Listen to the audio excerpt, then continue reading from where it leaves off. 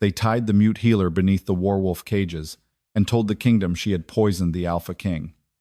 The punishment was supposed to be simple. If Elara Vale was guilty, the king's beasts would tear her apart before the moon reached the highest window.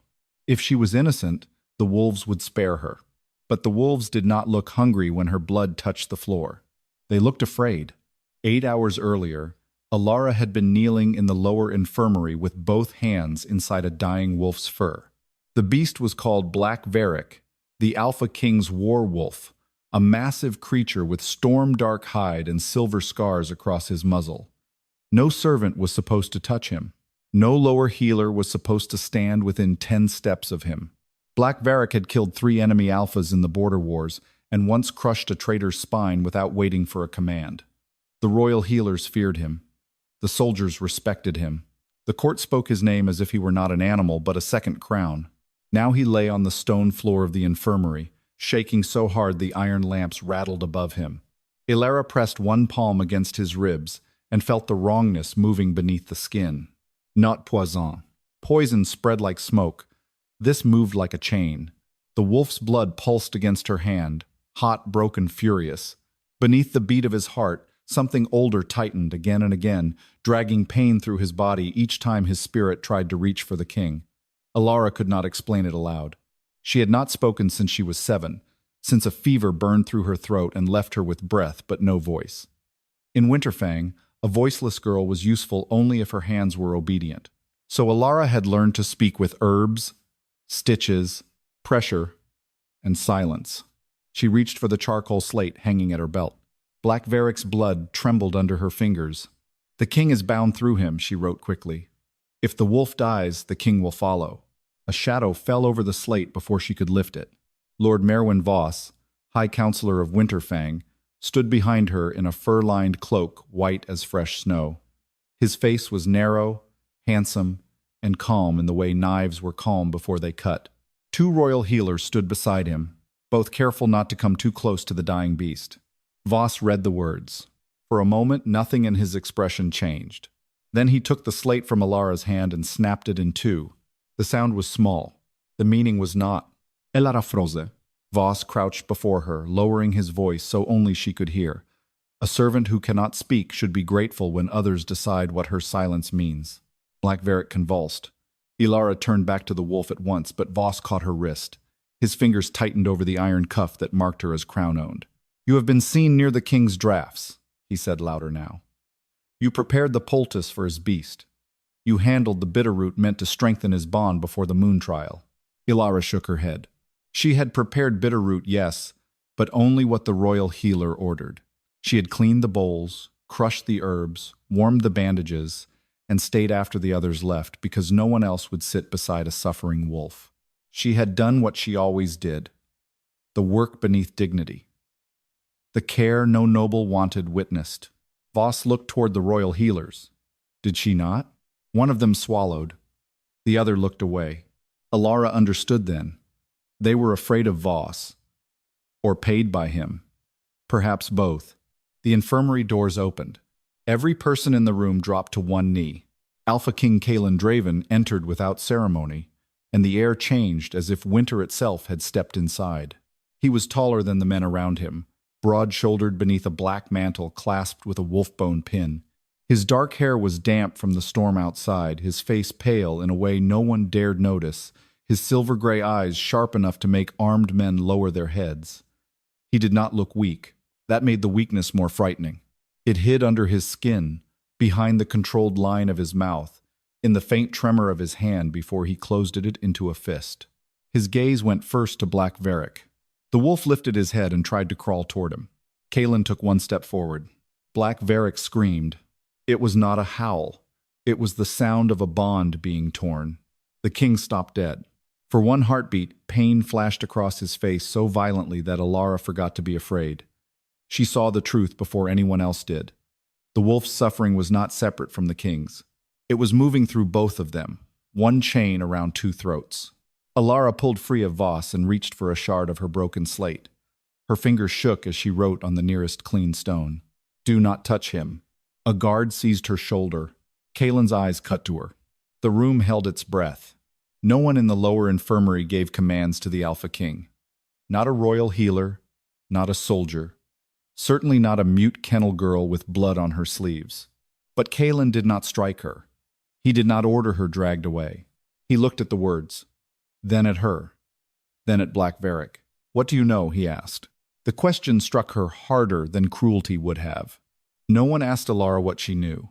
They asked what she had cleaned, what she had carried, what she had broken, what she had failed to understand. They asked why she was standing where better-born women belonged. They asked why a girl who could not speak looked at wolves as if they answered her. But the king asked what she knew. Elara lifted her hands slowly. She touched her own wrist, where the iron cuff sat cold against her skin. Then she pointed to Black Varric, then to Caelan's chest. Bound. Bound. Bound. Caelan's eyes narrowed. Something dangerous and uncertain moved through them. Voss stepped between them before the silence could deepen. "Your Majesty, she is confusing fear with knowledge. The beast was healthy before her treatment. Your own fever began after the same hour. We have delayed too long already." Caelan did not look away from Elara. "You accuse her of poisoning me." "I accuse her of treason against the crown," Voss said, "and I ask permission to let the old law judge her." Elara's blood went cold. Old law. Even the royal healers stiffened. Caelan turned his head at last. "No." The word was quiet. The room seemed to lower around it.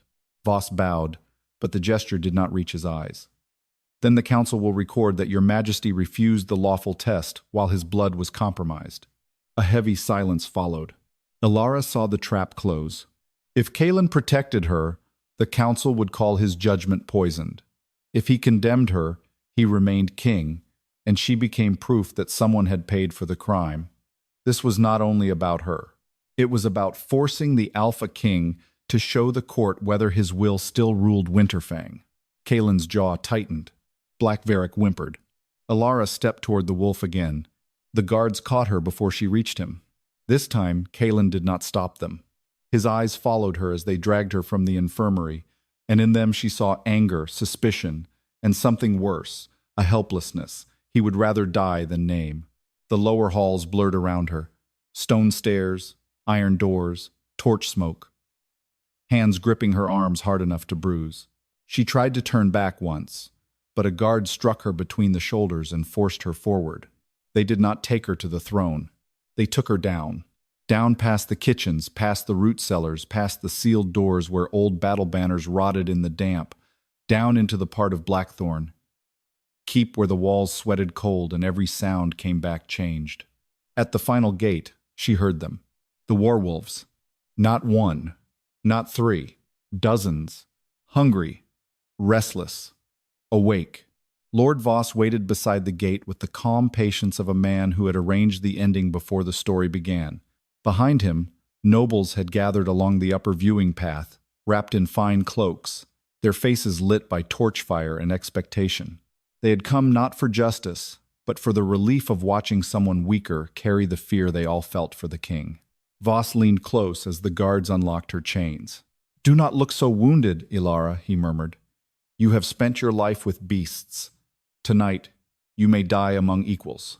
The gate opened. They shoved her inside. Elara fell hard onto the white stone floor. Above her, iron cages groaned. Beyond them, silver eyes opened in the dark. The first werewolf stepped forward, ribs showing beneath black fur, teeth wet beneath a scarred muzzle. Another came behind it, then another. Their claws scraped the floor slowly, patiently, as if they had all night to decide where to begin. Elara pushed herself up on trembling hands. One palm had split open when she fell. Blood slipped from the cut and touched the pale stone beneath her. The nearest wolf stopped. Then every growl in the chamber died.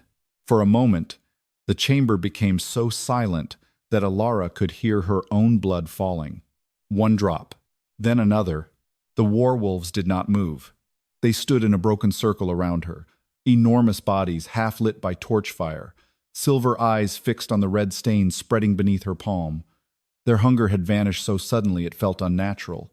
The closest beast lowered its head toward the floor and inhaled. Its scarred muzzle trembled. A sound came from deep in its chest, not a growl, not a threat, but a low, wounded note that passed through Elara's bones. She knew that sound. She had heard it from pups, abandoned by their mothers, from battle wolves with arrows buried too deep to remove, from old beasts who waited all night beside dead handlers and would not eat. It was not fear of her. It was recognition. From above, a nobleman laughed uneasily. "Why are they waiting?" Lord Voss did not answer. Elara kept her hand pressed to the floor. Pain burned in her cut palm, but something else moved beneath it now, something colder than blood and older than stone. The white floor was not marble, she realized. Not truly. It had been laid with the bones of royal wolves, polished and sealed beneath moonwash until the dead looked pure enough for kings to walk upon. All her life, she had cleaned this chamber without knowing the floor remembered. The nearest wolf took one step back. Then it bent its front legs. Gasps cracked through the viewing path. The beast lowered itself before Elara. Massive head bowed until its muzzle nearly touched her bleeding hand. Another wolf followed, then another. Across the chamber, the cages began to rattle as the wolves still locked inside forced their bodies against the bars, not to escape an attack, but to lower themselves as far as iron allowed. Chains pulled tight, claws scraped. One by one, the king's werewolves knelt. Elara could not breathe. She stared at them, frozen. A mute girl on her knees while the beasts bred to kill alphas bowed around her as if she carried a command older than the crown. Above, panic spread through the nobles. "Witchcraft," someone hissed. "No," another whispered. "The wolves kneel only to royal blood. Impossible. She is kennel-born." Lord Voss slammed his fist against the rail. "Shoot the beasts, if they will not obey." The archers along the upper wall lifted their bows. Elara's heart lurched. She forgot herself then, forgot fear, forgot the watching court, the accusation, the blood on her hand.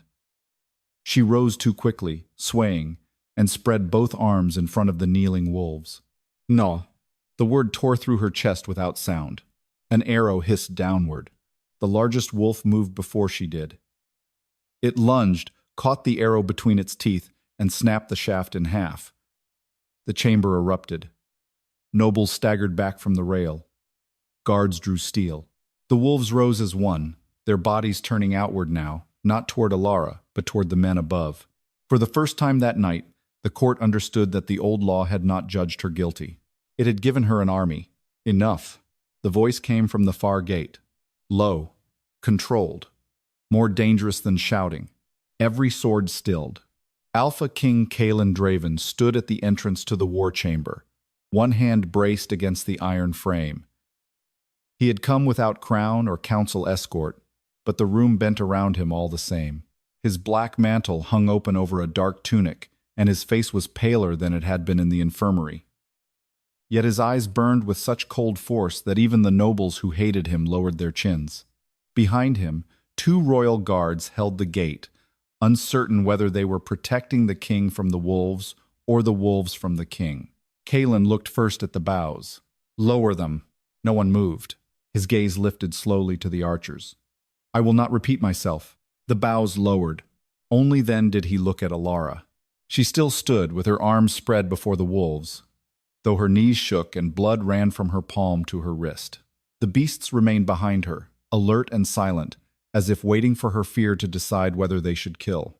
Caelan saw it. The realization entered his face, like a blade pushed in slowly. "They obey you," he said. Elara shook her head at once. "No, not obey." She did not command them. She had never wanted command. The wolves were not kneeling because she ruled them.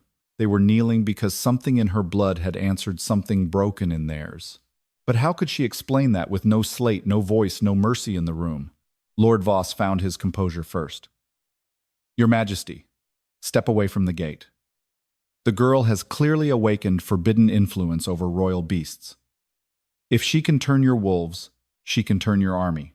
Caelan did not look at him. "You held an old law judgment without my command. The council acted because your condition worsened." "My condition," Caelan said, each word quiet enough to make the chamber lean closer, "is not yours to spend." A tremor passed through him then, so slight most would have missed it. Elara did not. His right hand curled near his ribs, fingers tightening into fabric. Somewhere far above, perhaps in the infirmary, Black Varric must have suffered again, and the pain had crossed the bond. Elara stepped forward before she could stop herself. The wolves shifted with her. Every guard flinched. Caelan's eyes sharpened. "Stay where you are!" She stopped. Not because he frightened her. Because beneath his command she heard something else. Strain. The king's wolf was dying. The werewolves knew it. Her blood knew it. And Lord Voss knew it too. Elara lifted her wounded hand and pointed toward Caelan's chest. Then she pointed upward, toward the infirmary. Bound. Same pain. Same chain. Caelan's face hardened. "You believe my wolf and I are bound by something unnatural." Voss laughed once, coldly. "She believes whatever will keep her alive." Elara turned to him then. For the first time, she let hatred show plainly in her face. Voss's smile faded. Caelan noticed that too. The king descended the steps into the chamber. A murmur of alarm rose from the nobles. The wolves watched him, hackles lifting, but they did not attack. Elara stood between them and the king, trapped by a strange and terrible choice. If he came too close, the wolves might sense threat. If she moved away, the guards might shoot them. If she reached for him, the court would call it an assault. Caelan stopped an arm's length before her. He was close enough now that she could see the fever in his eyes and the exhaustion beneath his control. He looked like a man holding a kingdom together with his bare hands, while something unseen pulled bone from soul. "Show me," he said. Elara stared at him. Suspicion still lived in his face. He did not trust her. He was not gentle. But he had given her the one thing no one in the chamber had offered. "A chance." Slowly, Elara lifted her bleeding hand. The guard shouted. The wolves growled. Lord Voss snapped, "Your Majesty, do not let her touch you." Caelan did not move. Elara's fingers hovered over his chest, trembling inches from the dark fabric above his heart. She expected him to step back, command her down. Remember, she was a servant and he was a king. Instead, he caught her wrist. The moment his skin touched hers, the chamber disappeared. Elara saw a black throne beneath a red moon. She saw Caelan kneeling as a boy, while men in council robes cut his palm and pressed it to stone. She saw a young wolf pup screaming in the dark as silver thread was sewn through its spirit. She saw Lord Voss standing behind the throne, younger then, smiling as the boy king bled. Then she saw the chain. It ran from Caelan's heart to Black Varric's dying body.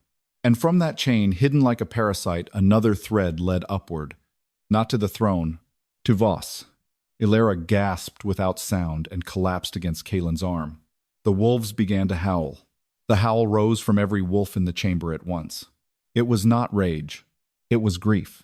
Elara fell against the Alpha King, her wounded hand trapped in his grip, her knees nearly giving beneath her. The vision had struck too hard, too deep, as if someone had opened a door inside her skull and poured another life through it. She had seen Caelan as a boy, not the feared king of Winterfang, not the war-crowned ruler whose name made rival packs lower their banners. A child with blood running down his palm, too proud to cry while old men turned his bond into a leash. Caelan caught her before she hit the floor. The chamber froze. A king did not hold a servant girl accused of treason. An alpha did not touch a mute kennel healer while his court watched. And yet his hand closed around her arm with sudden, fierce control, keeping her upright as if letting her fall would cost him something he did not understand. "What did you see?" he demanded. Elara looked up at him, breath shaking. How could she answer? Her slate was broken. Her voice was gone. Her hand burned where his skin touched hers. But the vision still lived behind her eyes. The black throne, the blood, the silver thread through a wolf pup's spirit, and Lord Voss watching like a man planting a knife he intended to harvest years later. She turned toward the counselor. Caelan followed her gaze. Voss stood above the chamber rail, face pale in the torchlight but not broken. Men like him did not collapse when exposed. They rearranged the room around the danger. "She is performing," Voss said sharply. "Your Majesty, this is exactly why forbidden blood must be destroyed before it learns its own reach. She touched you and made the wolves scream." The nobles began whispering again. Forbidden blood. The phrase moved through them like smoke. Elara felt Caelan's grip tighten, not in cruelty, but warning. He had heard it too. "You know what she is," Caelan said. Voss's eyes flickered. Only once. But Elara saw it. So did the king. I know what the old records say, Voss answered. I know that certain bloodlines were buried because they could unmake alpha law. I know your father warned you never to trust a healer whose silence hides more than obedience. My father died before I was crowned, and left men wiser than you to protect what he built. A dangerous stillness entered Caelan. Around Elara, the wolves lowered their heads, but their bodies stayed tense. The largest one, the scarred beast who had first knelt, pressed close behind her, its flank brushing her back as if forming a wall between her and the archers. She felt its pulse, not in her hand, in her bones. The wolves were not only watching, they were waiting. Caelan released Elara's wrist slowly.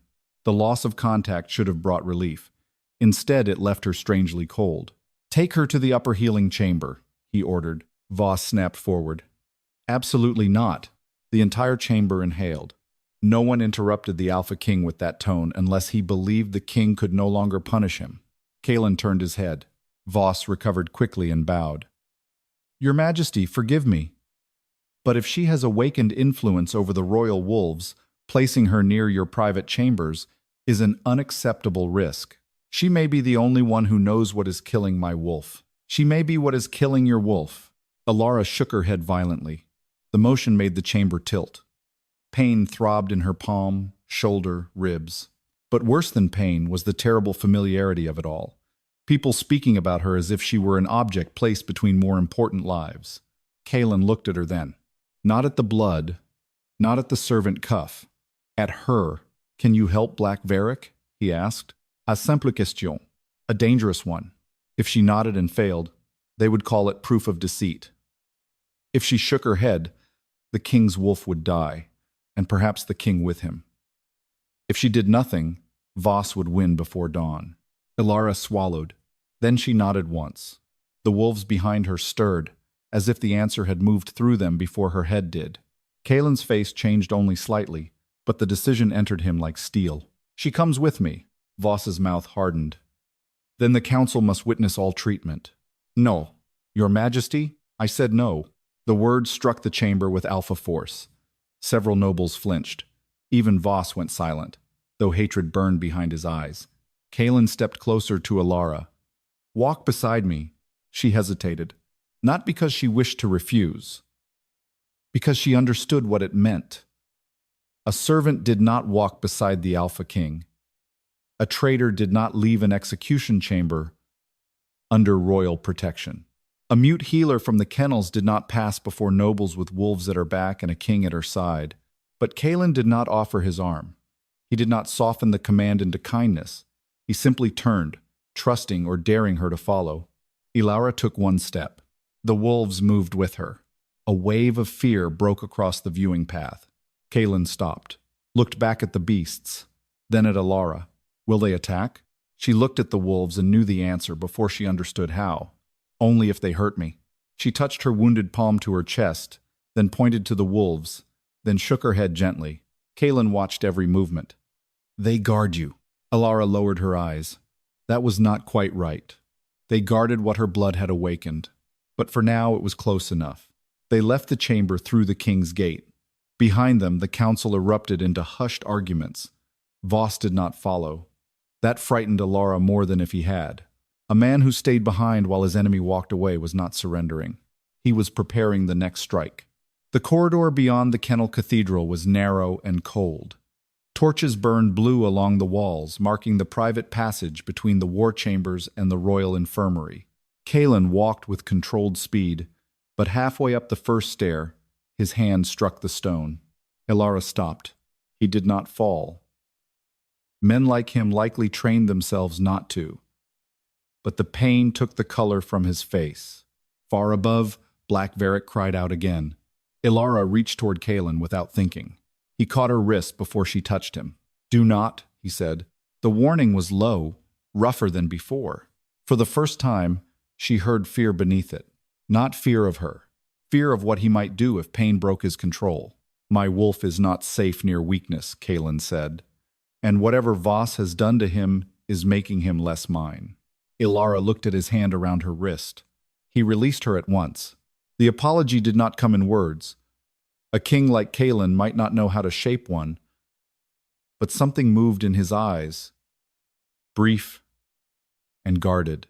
She turned her palm upward, showing the bleeding cut. Then, slowly, she tapped 2 fingers over her heart. I am not weak. Caelan stared at the gesture. The corner of his mouth did not soften, but his gaze did. No, he said quietly. I am beginning to see that.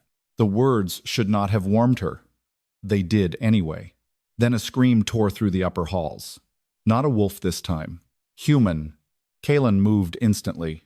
Elara followed him up the stairs, the largest werewolf padding behind them like a shadow. When they reached the royal infirmary, the doors stood open, and the smell of blood filled the corridor. Inside, Black Varric thrashed against silver chains. 3 healers lay unconscious on the floor, and carved into the wolf's exposed chest, glowing beneath his fur, was the same symbol Elara had seen in the vision. A false oath mark, still burning, still tightening, still killing both beast and king. Black Varric was trying not to kill anyone. That was the first thing Elara understood when she stepped into the royal infirmary. The second was worse. He was losing. The great werewolf's body strained against the silver chains, bolted into the healing floor, each link carved with royal command runes that flashed whenever he pulled too hard. His claws had torn deep grooves through the stone. His jaws snapped at empty air. Not because he wanted flesh, but because pain had driven him past the edge of sense. Foam darkened his muzzle. His eyes, once silver, now burned with a feverish blue-white light that did not belong to any living beast. Beneath the thick fur of his chest, the false oath mark glowed like a brand pressed from inside the body. Elara stopped in the doorway. The mark was shaped like a crown made of 3 hooks. Not a king's crown. A trap. Caelan entered beside her and nearly staggered. The same mark flared faintly beneath the skin at the base of his throat. He covered it with one hand, but not before Elara saw. So did the royal healer crouched near the wall, his face bloodied and terrified. "Your Majesty," he rasped. "He broke through the sleeping draft. We gave him enough to drop a bear. It did nothing." Black Varric slammed against the chains again. Caelan's breath hitched. Elara saw the pain cross between them like lightning. The wolf suffered. The king endured. One body in fur, one body in flesh, one chain strangling both. "Leave us," Caelan ordered. The healer stared. "My king, that beast will tear. Leave." The healer fled with the others who could still stand. Only Caelan, Elara, and the great scarred war wolf from the kennel chamber remained. The scarred wolf stayed near the door, watching Black Varric with lowered ears, not challenging, not afraid, but grieving. He knew what was happening. The beasts had known before the court. Perhaps they had always known. Caelan looked at Elara. "Tell me how to stop it." She almost laughed, though no sound could leave her. "Tell him." As if truth were a cup she could simply hand over. She searched the room, found an unbroken slate on the healer's table, and seized it. Her wounded palm smeared blood across the edge as she wrote. "The mark is not poison. It is a false oath. It feeds when you command him." Caelan read the words. His face became still. Too still. "I have commanded him since I was crowned." Elara wrote again. "That is why it has grown." Something in his eyes darkened. Not anger at her. Horror, buried beneath discipline. If Black Varric had been suffering for years, then every order Caelan had given him, every battle, every hunt, every display of royal power, had tightened the chain. He turned toward his wolf. For a moment, the Alpha King of Winterfang looked less like a ruler than a man standing before the body of the only creature that had never betrayed him. "I did this," he said. Elara shook her head sharply. Caelan did not look at her. She stepped closer, then stopped when Black Varric's head snapped toward her. The wolf's teeth bared. His body shook. The false mark pulsed, and Elara felt its command brush against her blood like cold fingers. "Kill the healer." Her breath stopped. The order was not spoken aloud. It came from the mark. Black Varric lunged. Caelan moved faster. He stepped in front of Elara, one arm sweeping her behind him as the wolf struck the end of the chain so violently one bolt cracked from the floor. The force threw silver sparks into the air. Black Varric's jaws snapped inches from Caelan's shoulder. Elara grabbed Caelan's sleeve. He did not move away. "Varric," he said, voice low. "Hold." The mark flared. Black Varric screamed. Caelan doubled over as if a blade had entered his ribs. Elara shoved past him.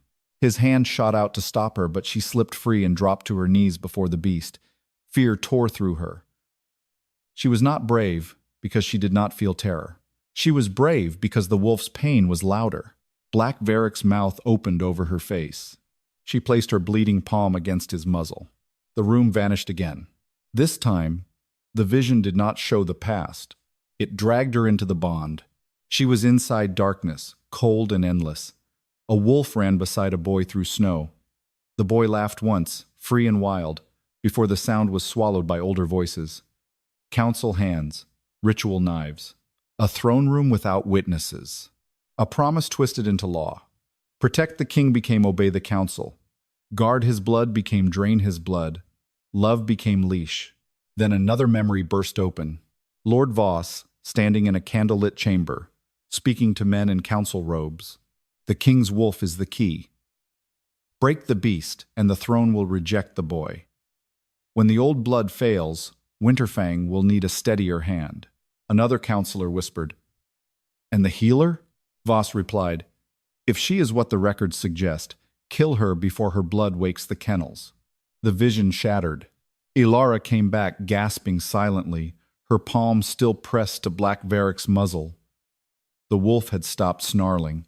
His huge body trembled beneath her touch, but his eyes were clearer now, watching her not as prey, but as a drowning creature watching the shore. Caelan stood behind her, breathing hard. What did you see? Elara reached for the slate with shaking fingers. Before she could write, the infirmary doors slammed open. Lord Voss entered with 6 armed council guards, and the royal priestess behind him. The priestess wore a veil of white wolf fur, her hands folded around a crescent blade used only in sacred executions. Caelan rose to his full height. I dismiss the chamber. Voss bowed. You dismissed healers, your majesty, not the council charged with protecting your life.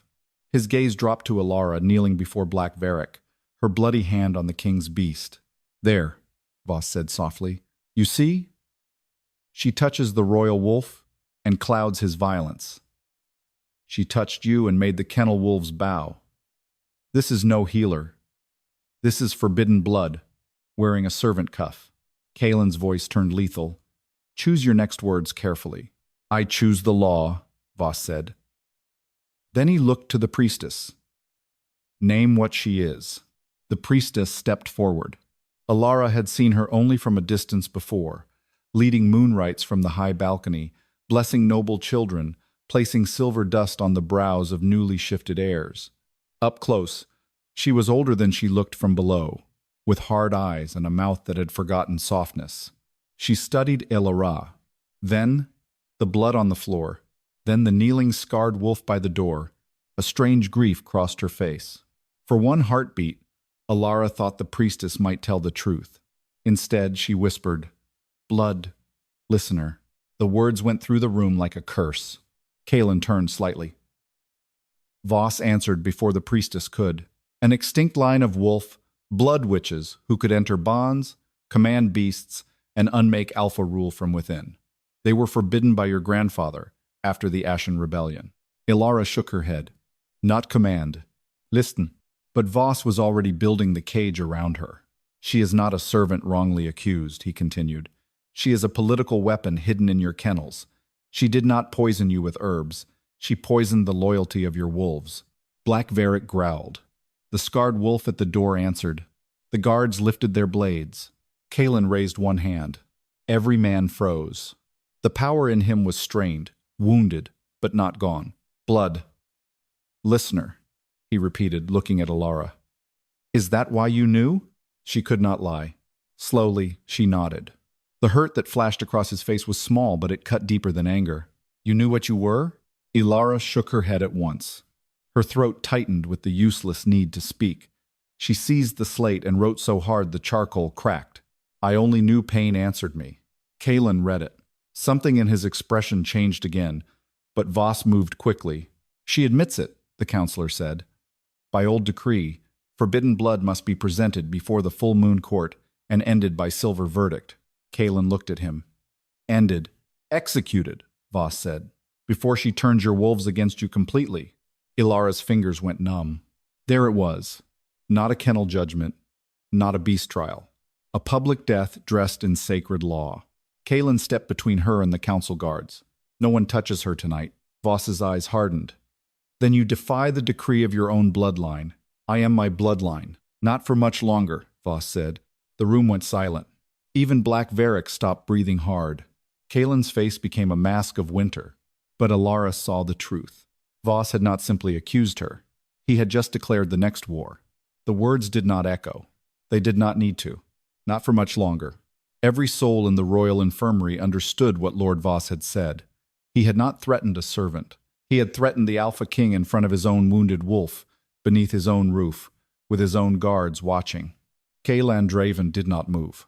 That made him more frightening. His face emptied of every visible emotion until only command remained.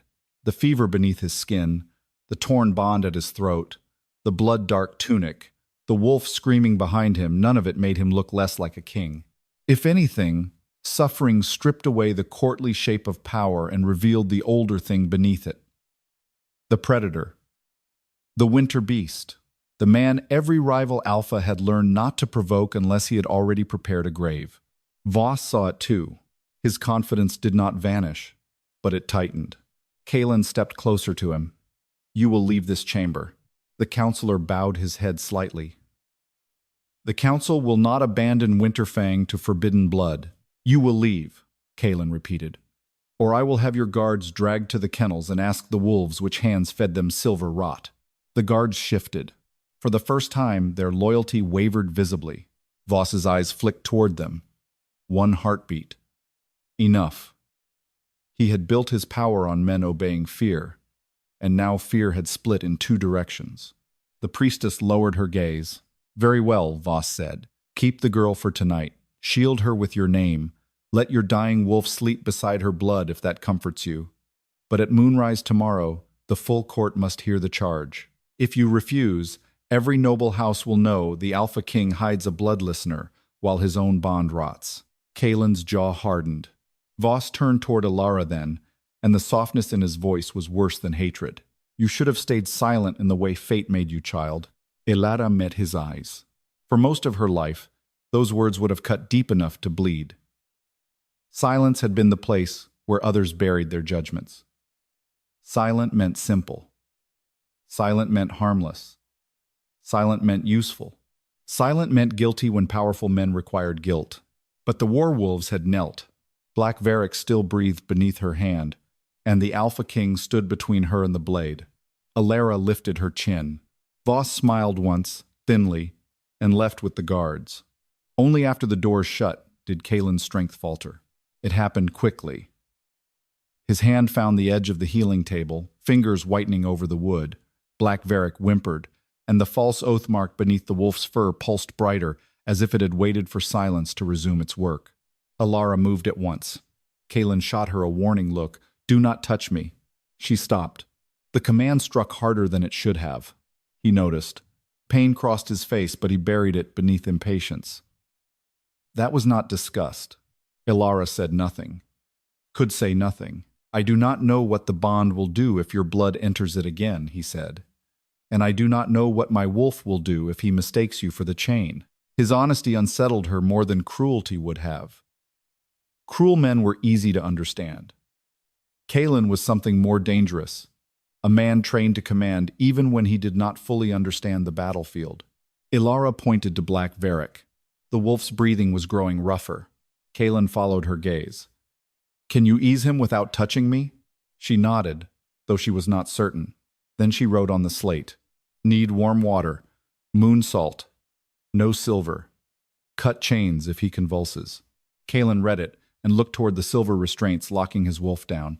"Those chains are royal safety law." Elara took the charcoal back.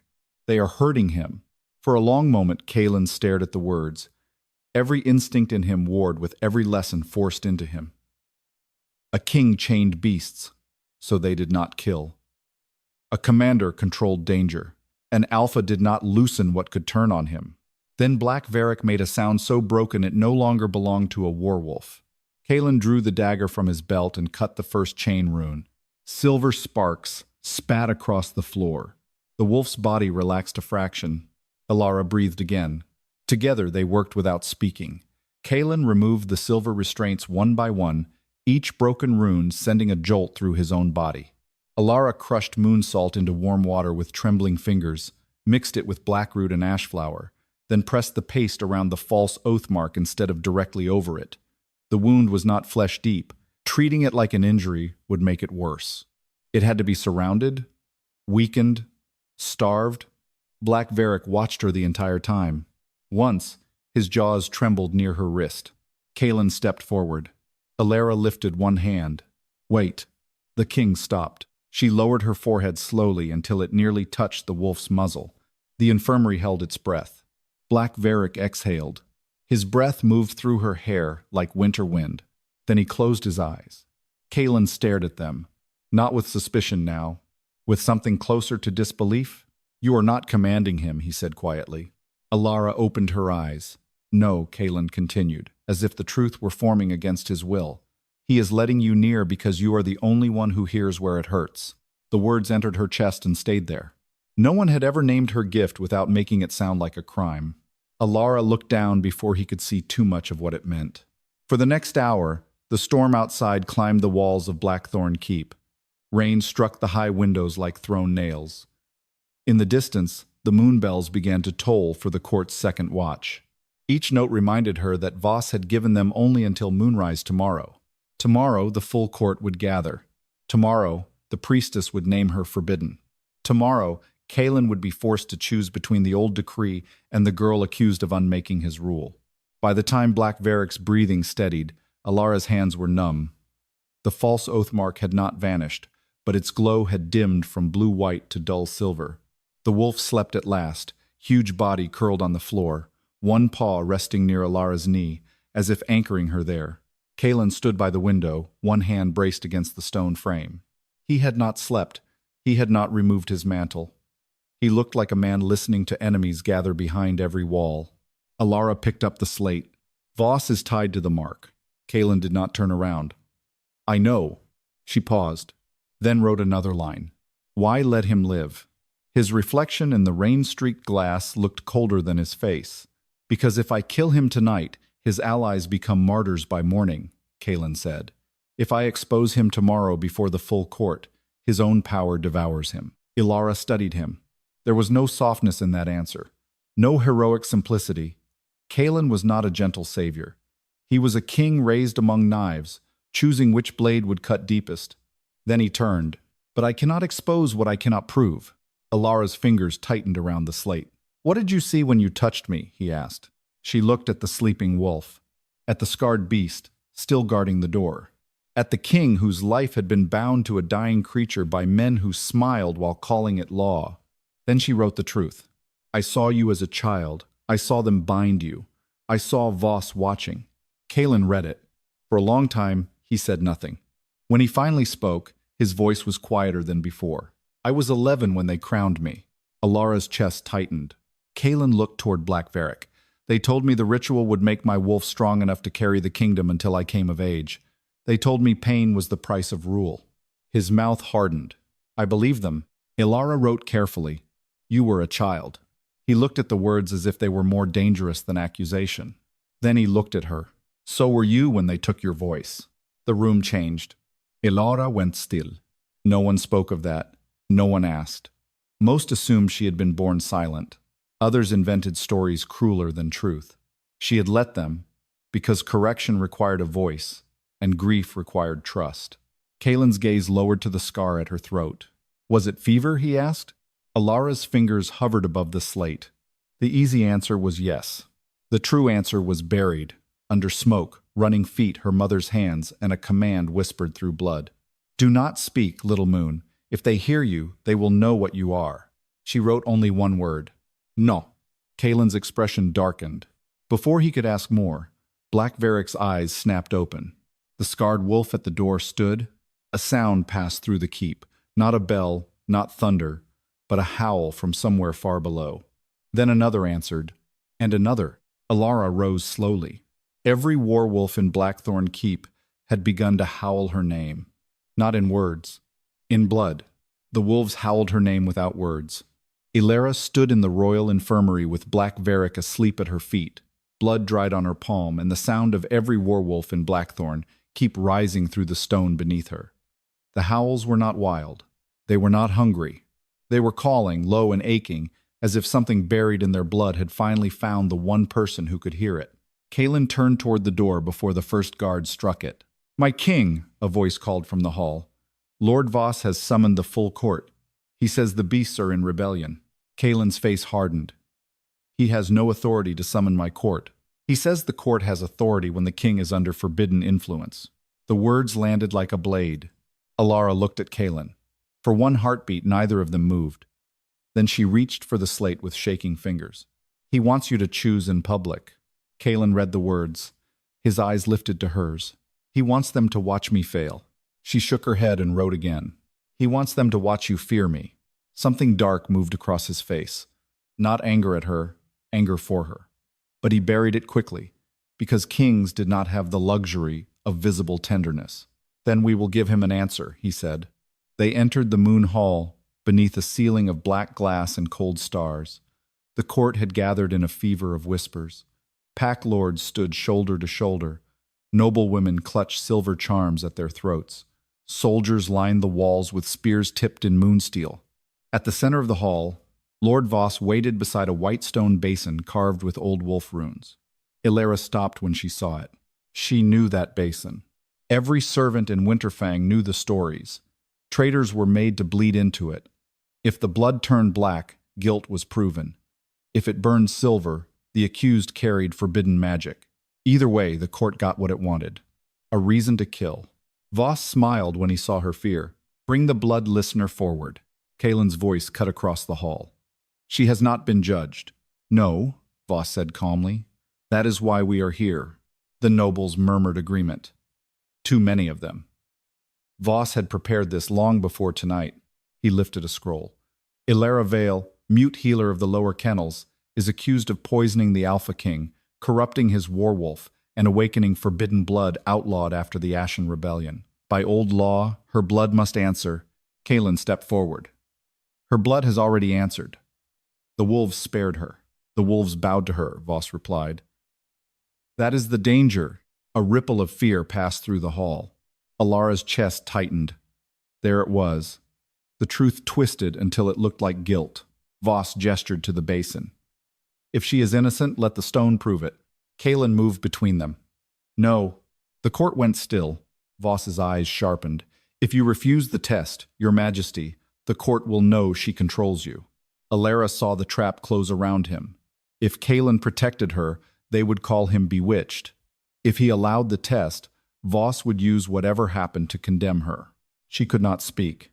But she could choose.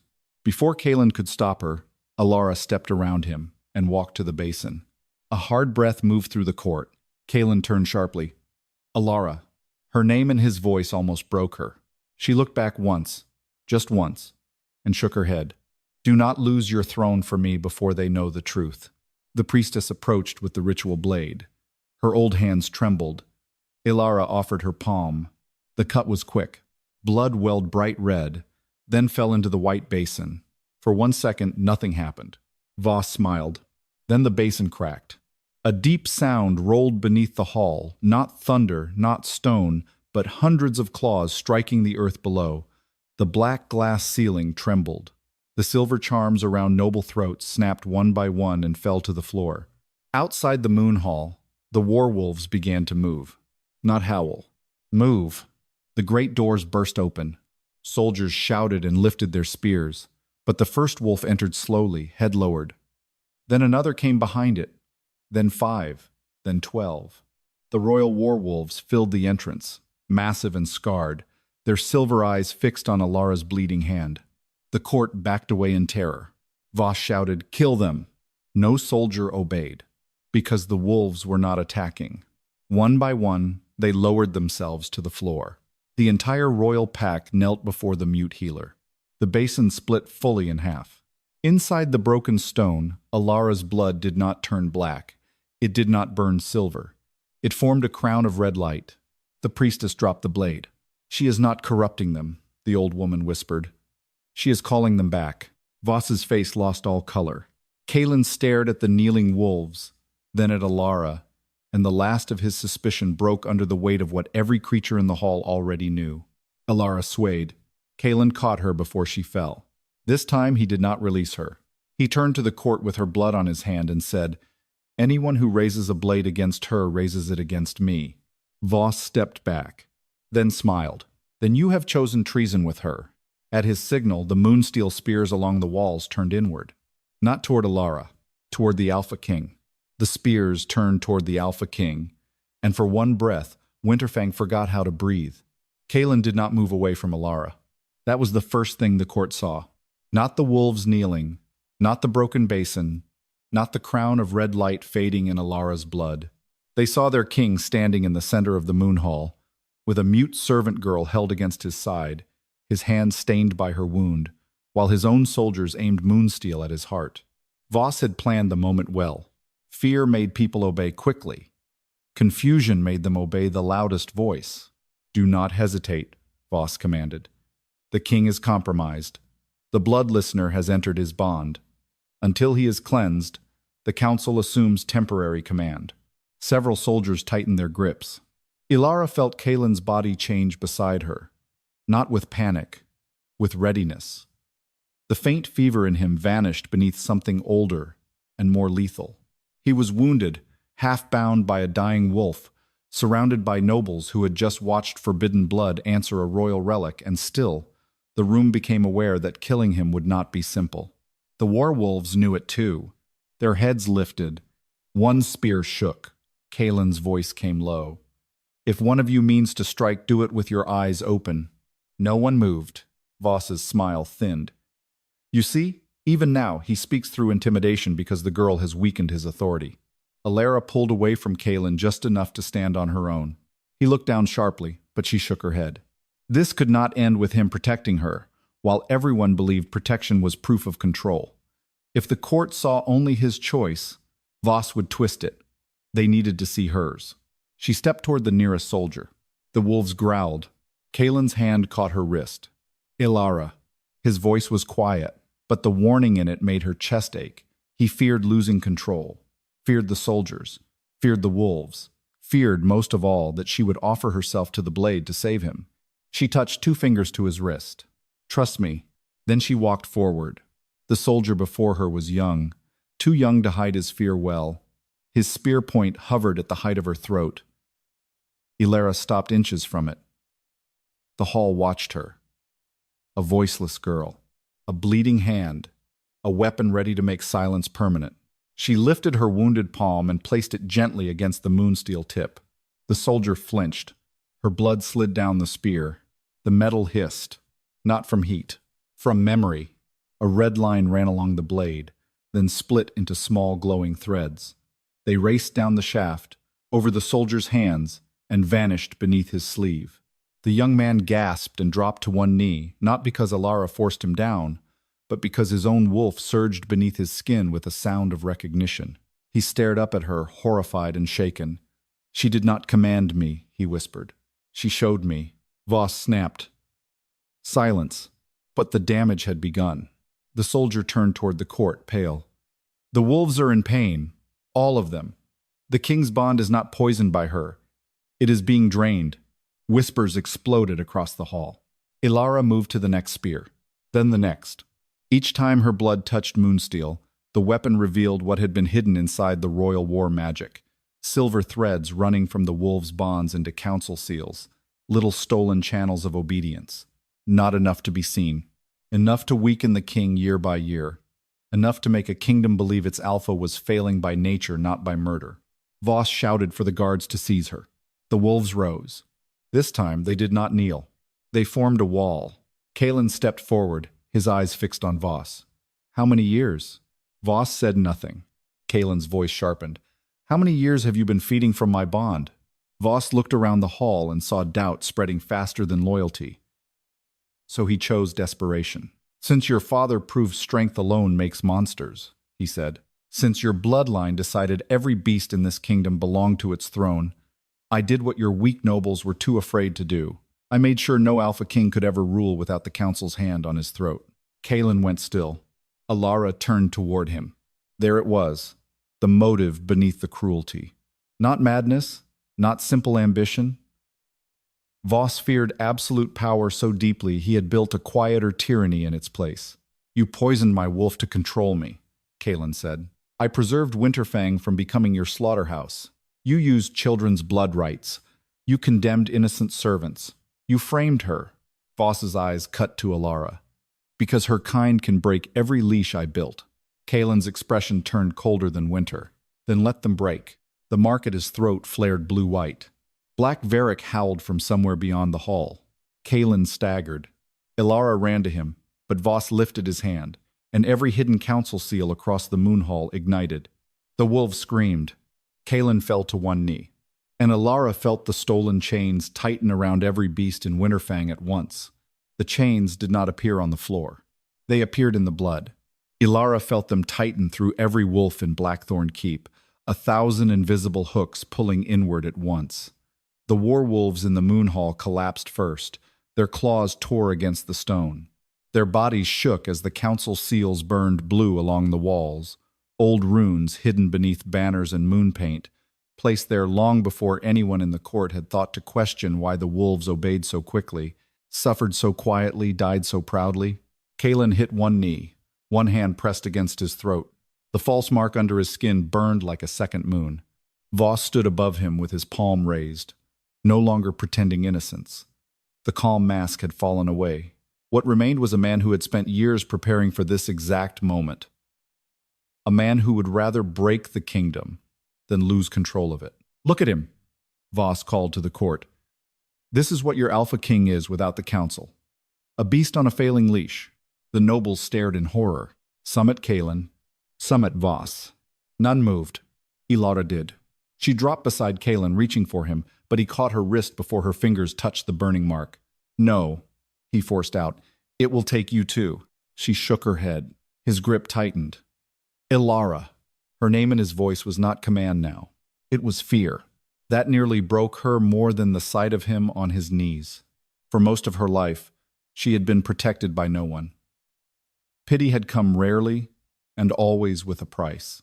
But Caelan, proud and wounded and half-devoured by a curse he had inherited as a child, was trying to keep her from sharing his pain, even while it dragged him toward death. Elara pulled free.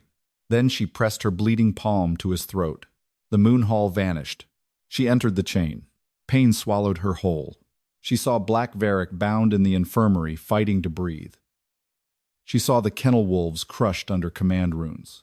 She saw Caelan at 11 years old, blood on his palm, trying not to cry, while Voss whispered that kings must learn obedience before they could demand it.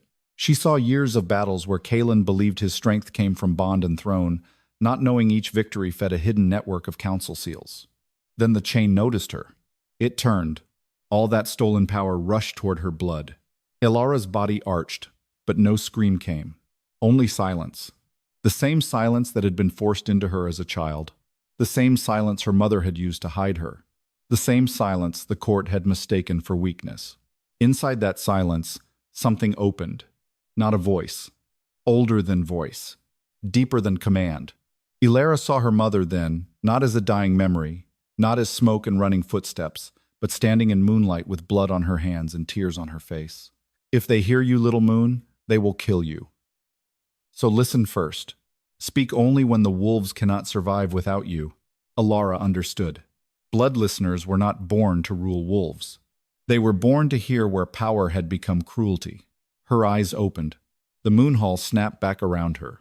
Caelan was still beneath her hand. The wolves were still shaking. Voss was still commanding the seals. But now Elara could see the chains clearly, thin blue lines stretching from the walls to the wolves, from the wolves to Caelan, from Caelan's throat to the old council ring on Voss's hand. That was the heart. Not the throne, not the wolf, the ring. Elara stood. Caelan reached for her, but she stepped beyond him. Voss saw her coming and lifted his other hand. Take one more step, and every wolf in this keep dies with him. Elara stopped. The court froze. Voss smiled through his fear. There. Even forbidden blood understands consequence. Elara looked at the wolves. They were suffering because men had taught them obedience was honor. She looked at Caelan. He was suffering because men had taught him pain was kingship. Then she looked at the ring. The answer was not to command. It was to return. Elara turned her wounded palm downward and let her blood fall onto the moon hall floor. One drop, then another. The red crown from the broken basin flared again, spreading across the stone in thin, bright lines. The light reached the kneeling wolves first. It touched their paws, climbed their fur, and entered the blue chains. The chains turned red. Voss's smile vanished. "What are you doing?" Elara could not answer. But the wolves did. One by one, they rose. Not wild, not bewitched, free. The stolen power rushed backward through every hidden seal, back through the walls, back through the old council magic, back into the ring that had taken it. Voss screamed. The council ring on his hand cracked. Caelan forced himself to his feet. The mark at his throat split open in red light, then faded. Far above, Black Varric howled, once deep, clear, alive. Elara staggered.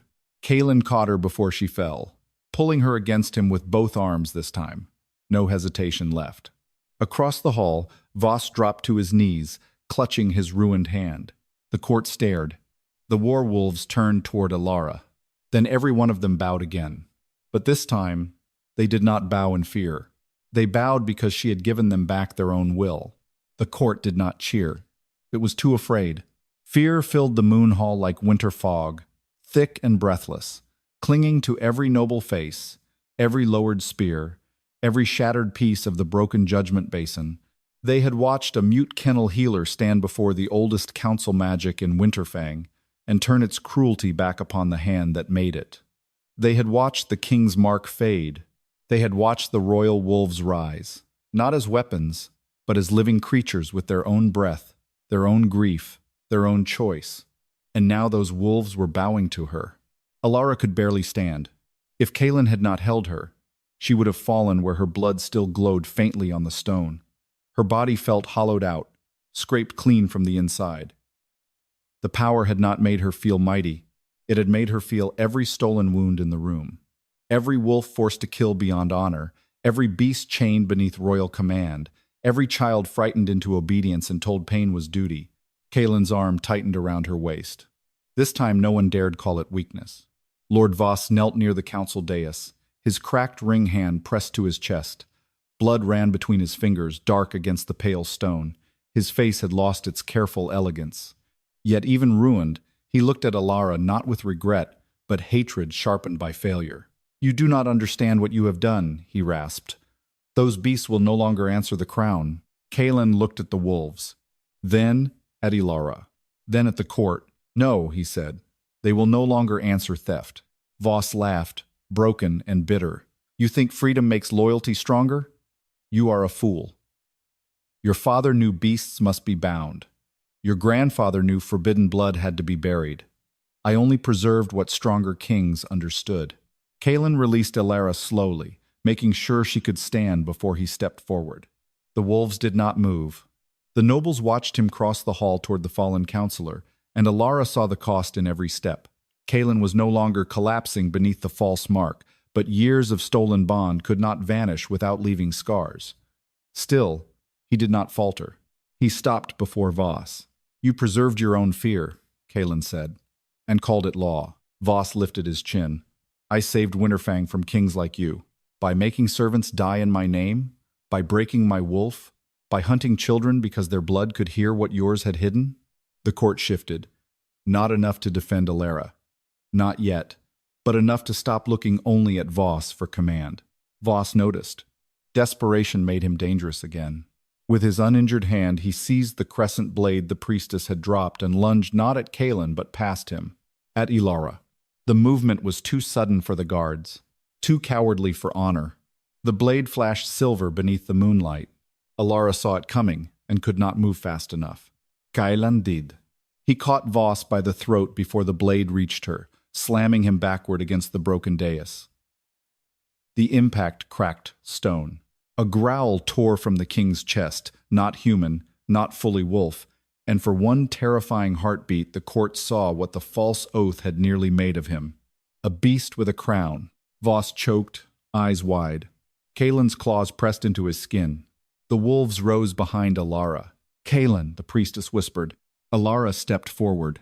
Every instinct told her to let Voss die. He had framed her, hunted her blood, twisted the king's bond, and used fear to make cruelty look necessary. If Caelan killed him now, the court would understand. Many would approve. But Voss wanted that too. He wanted proof that the Alpha King was only violence once the council leash broke. He wanted death to become his last argument. Elara reached Caelan's side and touched his arm. His head turned.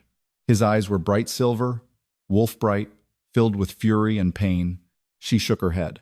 For a moment he did not understand, or did not want to. Then she placed her hand over his, the one holding Voss, and slowly loosened his fingers. "Do not become his proof." Caelan breathed once, hard. Then he released Voss. The counselor dropped to the floor, coughing violently.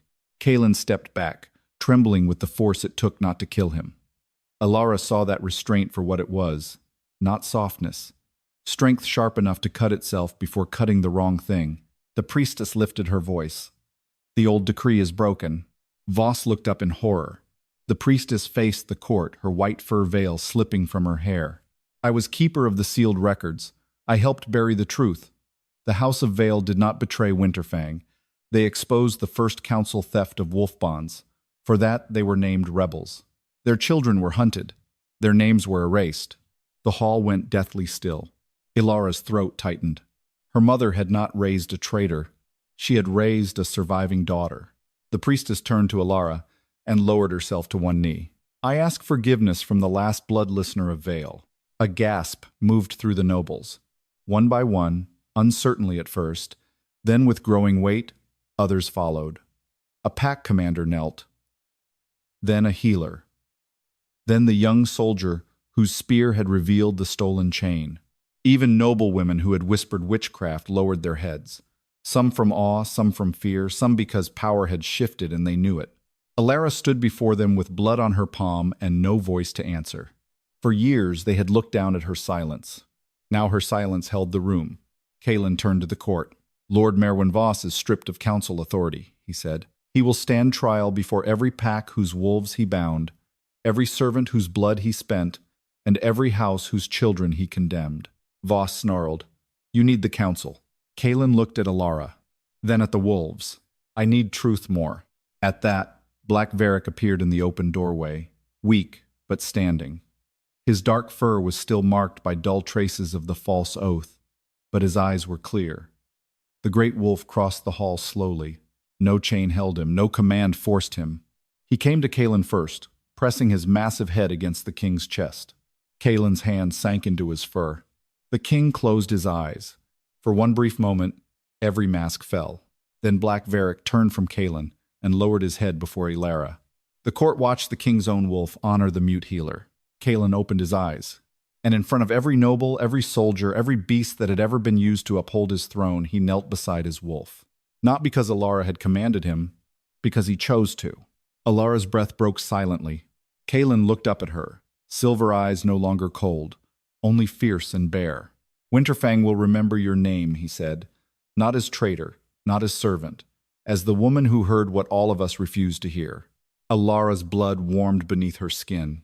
The red light on the floor faded, but something remained between them, unseen and alive. A bond not forced by throne, council, or old law. A bond that had begun in suspicion, survived blood, and now waited like a wolf at the edge of the dark. By dawn, Winterfang had changed. Not loudly, not with victory songs or feast bells or the bright, foolish noise of kingdoms pretending one night could wash away generations of blood. The change came quietly, in the way servants were no longer shoved aside when they passed through the upper corridors, in the way soldiers lowered their eyes when Elara walked beside the king, in the way the werewolves moved through Blackthorn, keep without chains for the first time in living memory, silent as shadows, watching everyone. Lord Voss was taken beneath guard to the eastern tower, not the dungeons. Caelan refused to hide him underground where secrets grew teeth. "Let every pack delegation see where he waits," the king said. Let them know judgment will not be buried. The council fractured before sunrise. Some tried to claim they had never known. Others turned on Voss so quickly their loyalty looked like cowardice wearing a new cloak. Caelan listened to none of them. He stood in the moon hall with Black Varric at his side and ordered every old council seal stripped from the walls, every hidden bond rune uncovered, every wolf ledger opened before the pack commanders. Elara watched from the edge of the hall, wrapped in a dark cloak someone had placed around her shoulders. She did not know who had done it. That frightened her more than cruelty had. Cruelty had rules. Cruelty was predictable. Kindness, after a life without it, felt like stepping onto snow that might hide deep water beneath. The priestess approached her near the broken basin, just as the first gray light entered through the high windows. Without her white veil, she looked smaller, older, more human. "I knew your mother," the priestess said. Elara went still. The old woman's eyes softened with shame. Her name was Vale. She healed wolves no man could calm. She heard grief through blood before she ever heard lies through mouths. Elara's fingers tightened around the cloak. The priestess lowered her gaze. "She begged me to hide you. I told myself silence would keep you alive. Then I let that silence become a prison." Elara looked at her for a long time. Part of her wanted to hate the old woman. Part of her did. But another part, the part that had sat beside wounded beasts for years, knew the difference between malice and fear. Fear could destroy lives while still believing itself merciful. Elara reached for the slate hanging from her belt. A new one. Clean. Given by Caelan before the hall emptied. She wrote only 2 words. "Tell me." The priestess's breath shook. And there, beside the broken judgment basin, Elara heard the truth of the mother she had lost. Vale had not died as a traitor. She had died leading council hunters away from a mute little girl hidden beneath kennel straw, one hand pressed to her bleeding throat so no frightened sound would betray her. She had sent Black Varric's mother to guard the lower halls. She had left one instruction with the priestess. "If my daughter lives, do not teach her power first. Teach her mercy. Power without mercy is how kings become cages." Elara looked across the hall. Caelan stood beneath torn banners, giving orders in a voice that still made armed men obey. But he was different now. Not softer. Never that. The sharpness remained. The danger remained. Yet when Black Varric leaned against him, Caelan did not command him away. He rested one hand in the wolf's fur as if relearning the shape of loyalty without chains. Then he looked up and found her watching. The room seemed to narrow. Elara lowered her eyes first. Not from fear, but because what lived in his gaze felt too large for a hall full of witnesses. By noon, the court was summoned again. This time not to judge her, to hear her. Caelan ordered a white table placed in the center of the moon hall. Upon it lay open ledgers, broken council rings, severed rune seals, and the cracked basin where Elara's blood had formed a crown. Nobles gathered in uneasy silence. Pack leaders arrived from the outer yards. Healers came from the infirmaries. Servants lined the back walls, uncertain whether they were allowed to witness history. Caelan stood before them all. "Elara Vale was accused of treason," he said. The accusation was false. Her bloodline was named forbidden because it exposed corruption. Powerful men wanted hidden. Her silence was used against her. Her service was used to bury her. That ends now. Elara's breath caught. Caelan turned toward her. He did not beckon like a master. He waited like a man asking. The difference nearly undid her. Elara stepped forward. Every eye followed. She expected panic to rise in her, but only quiet came. The old kind. The kind that had carried her through kennels, beatings, mockery, and nights beside dying wolves. The kind that had once been mistaken for emptiness. Caelan offered her the slate. She took it. Her hand trembled only once. Then she wrote large enough for the first row to read. "I did not poison the king." A murmur moved through the court.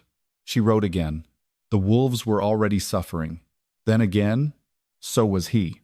Caelan's jaw tightened, but he did not look away. Elara continued. "A king should not be chained by fear. A wolf should not be chained by pain. A servant should not be buried because she cannot speak." Silence spread. This time, it did not belong to those who had power. It belonged to those forced to listen. Elara turned the slate toward Caelan last. I will help heal what was broken. But I will not belong to the crown. The entire court inhaled. Caelan read the words. For a moment, the old kingdom waited to see if its alpha would take offense at a servant refusing ownership before his throne. Instead, Caelan bowed his head. Then the crown releases you. The iron cuff on Elara's wrist was brought forward. It had been cut from her arm during the night while she slept for one stolen hour in a chair beside Black Varric. Now Caelan placed it on the white table and crushed it beneath his hand. The sound was small. The meaning filled the hall. You are not property of Winterfang, he said. You are Elara Vale of the Blood Listeners, last daughter of a house this kingdom wronged. From this day forward you stand under my protection by your consent, not my claim. Elara's eyes burned. The court blurred. Then Caelan stepped closer, lowering his voice so only she could hear. And if one day you choose to stand beside me for reasons that have nothing to do with protection, I will earn that choice without chains. Her heart changed its rhythm, not because a bond forced it, because he had offered patience where every other power had demanded surrender. That evening, when the first true moon rose over Blackthorn Keep, Elara went alone to the open wolf yard. She did not stay alone for long. Black Varric came first, moving slowly but steadily, his great body healing. Then the scarred kennel wolf. Then the others, one by one, until the yard filled with silent, silver-eyed beasts beneath the cold moon. None wore chains. None waited for command. At last, Caelan came. He stopped several paces away, giving her room to refuse him. Elara looked at the wolves, then at the king. He wore no crown, only a dark cloak, a healing mark at his throat, and exhaustion he no longer tried to hide from her. I have ruled wolves my whole life, he said quietly. Last night I learned I had never listened to one. Elara took the slate from beneath her cloak. What will you do now? Caelan looked toward the moonlit yard, where free beasts stood in peace beside the man who had once believed command was the same as loyalty. I will rebuild the bond laws, he said. I will call every pack that lost wolves to council magic. I will put Voss on trial before them, and I will ask you to help me hear what I cannot. She studied him, then wrote, Ask. A faint, aching smile touched his mouth. Not triumphant, not easy, earned. Will you help me, Elara Vale? The wolves watched. The moon watched. The kingdom, though not present, seemed to hold its breath. Elara could have written yes. Instead, she stepped closer and placed her palm over the healing mark at his throat. The bond between them stirred not a chain, not a command, not the violent pull of a cursed mate bond-stealing choice. It was quieter, warmer, a door opening from both sides. Caelan went still. Elara, he whispered. Her name sounded different now. Not like accusation, not like command. Like reverence he was afraid to touch too hard. For the first time in 10 years, something rose from her ruined throat. It was not a full voice. Not yet. Only one fragile sound, broken and breath-soft beneath the moon. But every wolf in the yard heard it. Caelan heard it. And when Elara shaped the first word of her new life, she did not use it to swear loyalty, beg mercy, or prove innocence. She said his name. Caelan closed his eyes, as if the sound had struck him deeper than any blade. Then he bowed his forehead to hers, careful, trembling, devoted in a way no court could command and no council could steal. Around them, the war wolves lowered themselves to the snow, not to a servant, not to a king, to the bond that had chosen freedom before love, truth before power, and mercy before revenge. And high above Blackthorn Keep, the old banners of Winterfang moved in the wind like wolves finally running unchained.